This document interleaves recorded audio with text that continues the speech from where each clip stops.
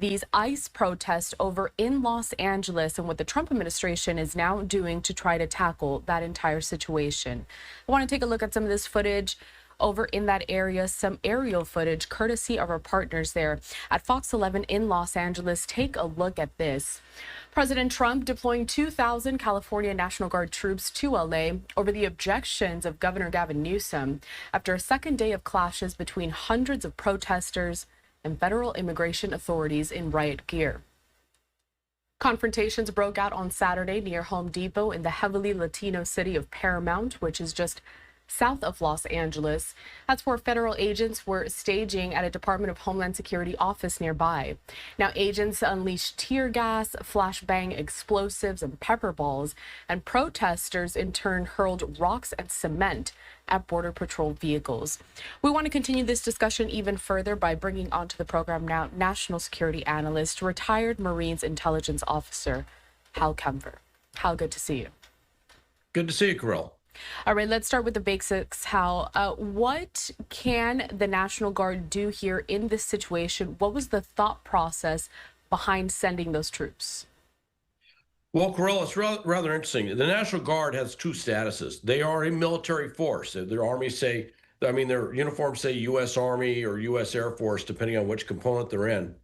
But day to day, they kind of work under the governor, more or less. The governor can call them up. He can use them for things like quelling civil unrest. He can actually even use them for law enforcement, although most states, they don't do that.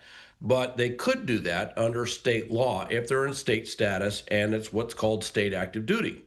What President Trump has done is he's called these National Guard troops up in federal status in what's called Title 10. That's a federal status like any other federal military member anywhere in the world. And he's using them, and that's where it's not quite clear, but he's bringing them up. He's going to not bring them up, they're actually in law. I think for the most part, they're actually activating National Guard troops in the Los Angeles area, but they will disperse to various locations to provide some sort of federal military support. And that's what's not clear. There was some language that was put out about quelling the riots or quelling the protests or doing something like that. That would be the president invoking the Insurrection Act. That is basically saying that state and local authorities have lost control of the situation, and the only way they can gain control, protect the public, is to declare the Insurrection Act, and he could do that. He has not done that. But what could they do short of that? Well, they historically speaking, they can do a lot. They were used in the '92 riots in Los Angeles. Federalized National Guard and the Marines. Pete Hegseth, the Secretary of Defense, has talked about possibly bringing up the Marines from Camp Pendleton, just south of Los Angeles. And they were used essentially to support and protect law enforcement in what they were doing, their mission. They weren't out there conducting law enforcement. That's a violation of the Posse Comitatus Act of 1878. But they were providing support and they were protecting law enforcement in enforcing the law. That's legal. They also could do other federal to federal support in that they could protect all federal property, even things like recruiting offices in strip malls or a post office, whatever. If it's federal property, you could conceivably bring in federal troops to act as security at that federal property. It's not very cost effective, but it can be done. So there are a lot of things they can do without invoking the Insurrection Act, but frankly, they're under federal status, and those troops are just the same as any other U.S. Army troop. They're under federal status, and they're going to basically go out there and do whatever a federal troop can or cannot do. I want to talk about the separations of powers, because I just said that the president did deploy this, but Governor Gavin Newsome doesn't necessarily agree with this entire tactic. So how does this go between federal and state level when it comes to what these troops are going to be able to accomplish? Well, if they're under state status, if they're on state active duty under the governor, they could actually go out there theoretically and enforce laws. They could use them like law enforcement. They could actually go out there and arrest people. They could detain them. They could put them in prison. They could do a lot of things. Under federal status, they cannot. Posse Comitatus Act says that federal troops cannot be used in a law enforcement role, and that's been used for a very long time. However, there are a number of things they can do. For example, the U.S. Navy routinely patrols areas trying to interdict illegal shipments of drugs into the U.S. at sea. Now, the U.S. Navy, like the U.S. Army, has no law enforcement authority because of the Posse Contas Act. However, they'll throw a few Coast Guardsmen on board who do have federal law enforcement authority, and the ship effectively becomes a Coast Guard vessel, albeit controlled by the Navy. It's a naval vessel. It's not like they changed out the crew, but they have these Coast Guard members on board, and the Coast Guard members can actually, stop ships at sea. They could search the ships looking for drugs. They could arrest people. They could seize the illegal cargo, if you will. They can do a lot of things like that.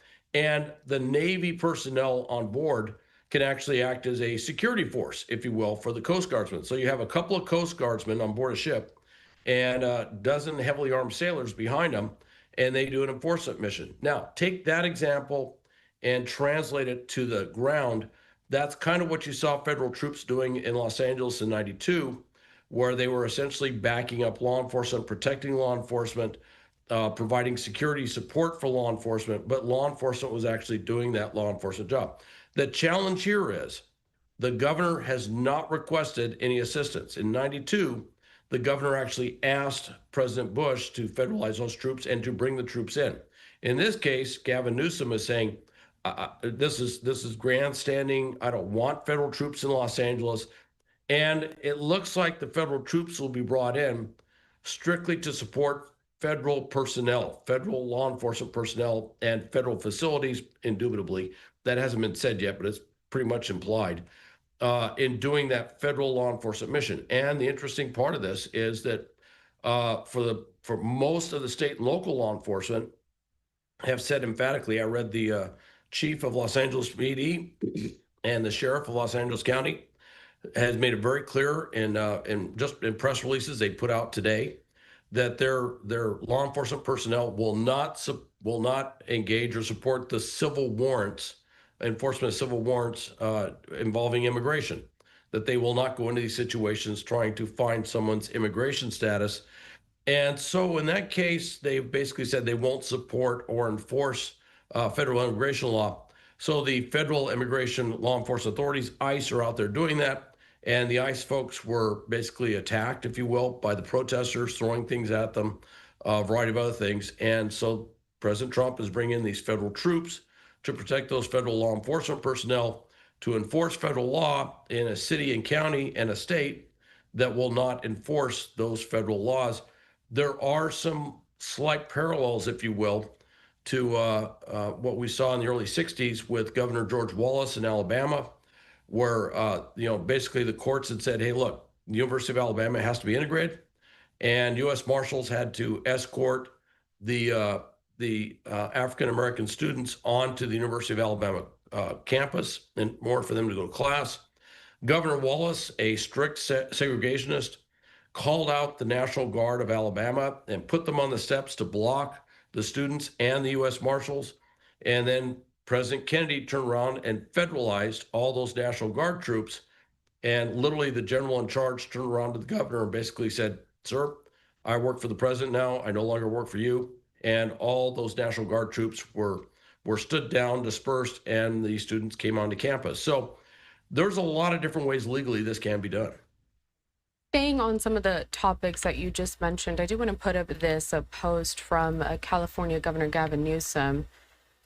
I'm going to take it here. So he posted this on X. I'm going to read it in full. He says the federal government is moving to take over the California National Guard and deploy 2,000 soldiers. That move is purposefully inflammatory and will only escalate tensions. LA authorities are able to access law enforcement assistance at a moment's notice. We are in close coordination with the city and county, and there is currently no unmet need. The Guard has been admirably serving LA throughout recovery. This is the wrong mission and will erode public trust. Now, Hal, you did mention that some of these state and local law enforcement agencies are not going to be helping ICE with their operations. Mm-hmm. So where does the California Highway Patrol, the LAPD, the FBI, where do they come into play? Well, the California Highway Patrol is really the only law enforcement body that the state has. They used to have more, but that's pretty much what they got. So when he says he's bringing out the California Highway Patrol, in these situations, we've seen it with riots, we've seen it with other things, that is the law enforcement element of the state that they can pull out, and they have, full law enforcement authority as sworn officers, sworn peace officers of the state of California.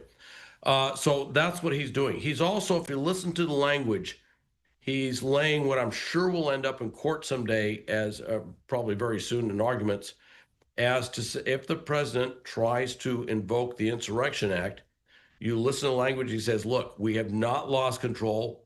We have, in so many words, he says, we have control. We are responding to whatever needs to be done out there.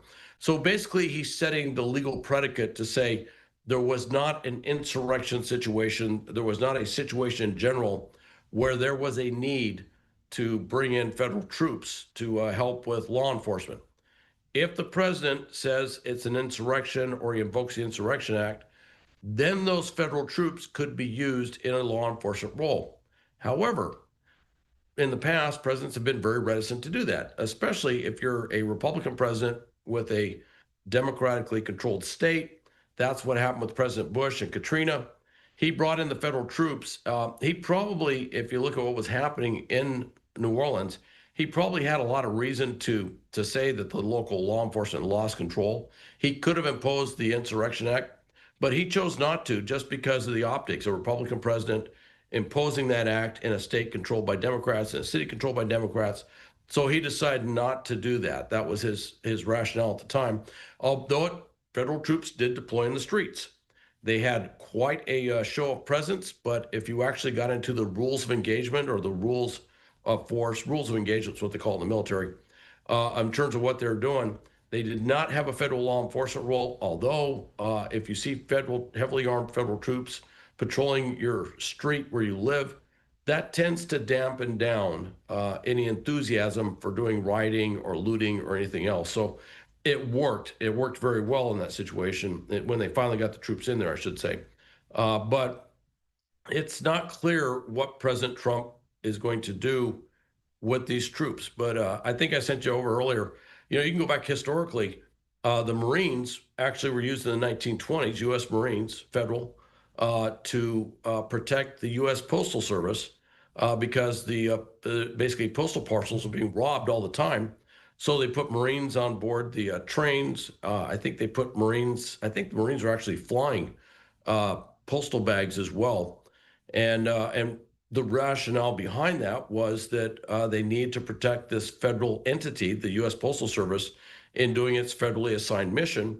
So they did that, and they did it for a while. And in that very limited role, they were allowed to do it. But that doesn't mean they were out there kicking in doors and, arresting people, stuff like that.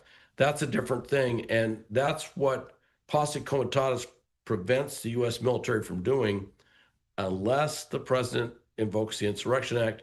And hence you go back to what Gavin Newsome just put in that news release. I want to show another post here, this time from Secretary of Defense Pete Hegseth. I want to talk about this a little bit.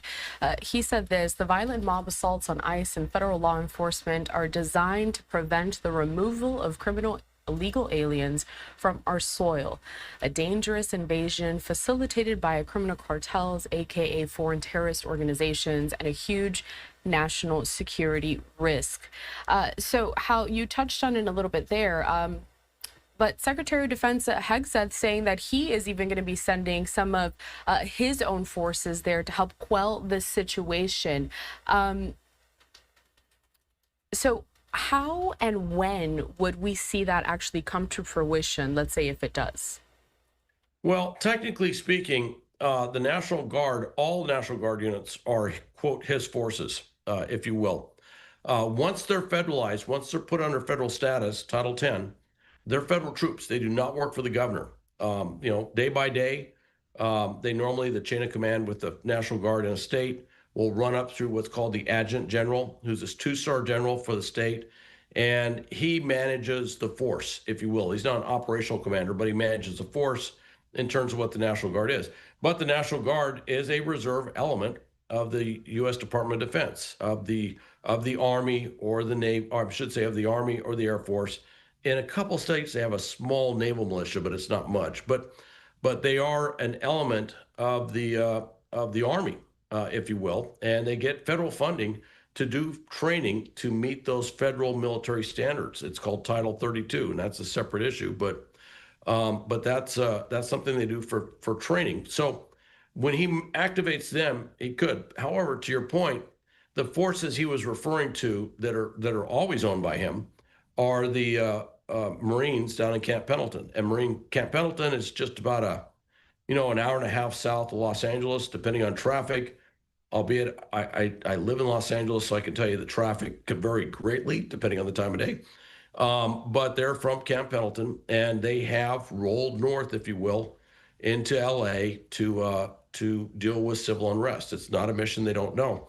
And I've over the years back, I worked very closely with Camp Pendleton on this issue with the Marines at Camp Pendleton. That was my I don't know if it was my primary duty, but it was my probably the biggest thing that I worked on. Working with the respective commands down there for various situations, whether it's wildfires, preparing for civil unrest situations like we saw in '92 or whatever. So they know what they can do. They know what they can't do legally under the law. It really depends on whatever the president does at this point. However, you do have, and this is where I'm kind of watching closely. It is going to be. I'm not a lawyer, but it's an interesting legal argument. Is that the state and the local law enforcement authorities have refused to enforce federal law. And again, that takes me back to what happened in the 60s, early 60s, with Governor George Wallace in Alabama with integrating the University of Alabama. In that situation, he would not either enforce or obey what the federal courts had told him to do. And so there is a bit of a parallel there. And I'm wondering if they do invoke the Insurrection Act, that they will probably cite this refusal by the state and the local, by the county and the city, or cities, I should say, in Southern California, or sanctuary cities, I should say, that to enforce federal law or to help federal law enforcement in this regard. So it will be an interesting discussion, and I'm pretty sure that whatever comes out of this may end up going to the Supreme Court. In fact, I would be shocked if the Supreme Court didn't have to rule on this. You know how Los Angeles isn't the only place that we've been seeing these anti-ICE protests. I mean, they're happening all over the country. So given what's going on this weekend, specifically in LA, could we be seeing a similar situation within the coming days, perhaps? And can you share maybe the strategy behind perhaps placing troops in certain areas? Well, the troops themselves, obviously very capable units. One of the reasons they always like to bring in the military is because they're self-sufficient. They have their own built-in security, if you will. Obviously they're heavily armed. So if you need something involving arms, well, the military is the biggest member of the gun club, so to speak. And so they have everything they need to do that. What they're looking at is they can deploy tactically, and they're very well trained to deploy tactically to provide security in certain situations. That's just what they do. And keep in mind, this is Los Angeles, but the military, U.S. military, when it's overseas, they've been doing this for many years. I mean, the entire war on terror, they were deploying into various urban areas and dealing with riots and protests and improvised explosive devices and firefights and everything else. So it's not something that's particularly alien to what the military can do. It's just we have a law that says they can't do federal law enforcement. Now, if I could just go back a little bit, because I think I forgot to answer this. This is the issue here is that local law enforcement won't work with federal law enforcement. ICE, the FBI, any other federal law enforcement, they have law enforcement power anywhere in the United States. They have law enforcement power. So they're out there conducting lawful law enforcement operations, and they came under attack, so to speak. And that's why the White House is looking at putting those troops down there is, I think, based on what they mean. You heard some language in some of these announcements. So when you talk about quelling protests, that would imply an active mission, which could be some sort of law enforcement authority. However, they could deploy, as they did in '92, and simply support federal law enforcement. And actually, that's a very easy one. That's what we call federal to federal. In other words, federal troops supporting a federal agency or federal agencies in doing their mission. That does not involve the governor, which is probably why one of the reasons the governor is upset about that, because for a federal agency to ask for federal military support in their mission, that goes strictly through federal channels. And I say that because some people out there talking on the air have been talking about how somehow this upsets the National Guard chain of command. It doesn't. If they're in federal status, they come under U.S. Northern Command, which is a combatant commander for North America that is responsible for any federal military being used in North America. And the commander of U.S. Northern Command reports to the President of the United States. So that's kind of how that works. So there's nothing illegal there. What I think they're going to do is they're going to say, look, he didn't have enough reason to do it. It'll be an interesting discussion, but legally speaking, unless you see federal troops kicking in doors and arresting people, there's a lot of things the troops can do which do not, as far as I can tell, violate federal law. Just wanted to put this post here from LA Mayor Karen Bass, where she ends it saying, just to be clear, the National Guard has not been deployed in the city of Los Angeles. How there is so much really to get to with this topic, but a lot that we're going to be watching for in the coming days. Anything you would like to add before I let you go? What do you have your eye on? Well, Mayor Bass is saying the National Guard has not been deployed. And I think that may be because the president actually sent out a thing on Truth Social thanking the National Guard for what they did in Los Angeles. Right now, what they're doing is they're just mobilizing and activating. I don't think they've got any actual troops on the street, so to speak, troops deployed around Los Angeles.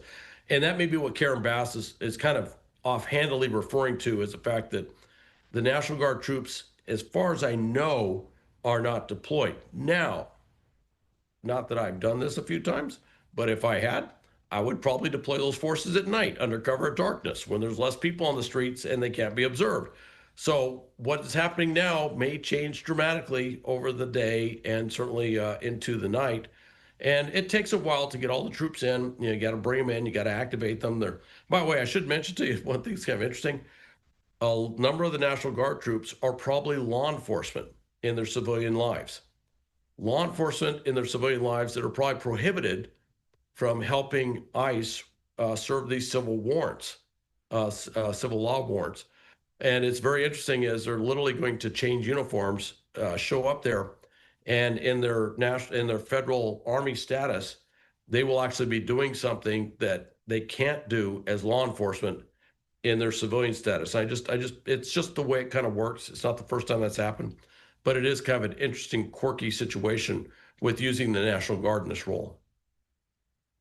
Hal Kemper, National Security Analyst, retired Marines Intelligence Officer. Always good to see you here at LiveNOW from Fox. A lot to keep an eye out for. And of course, we're going to be checking in with you soon.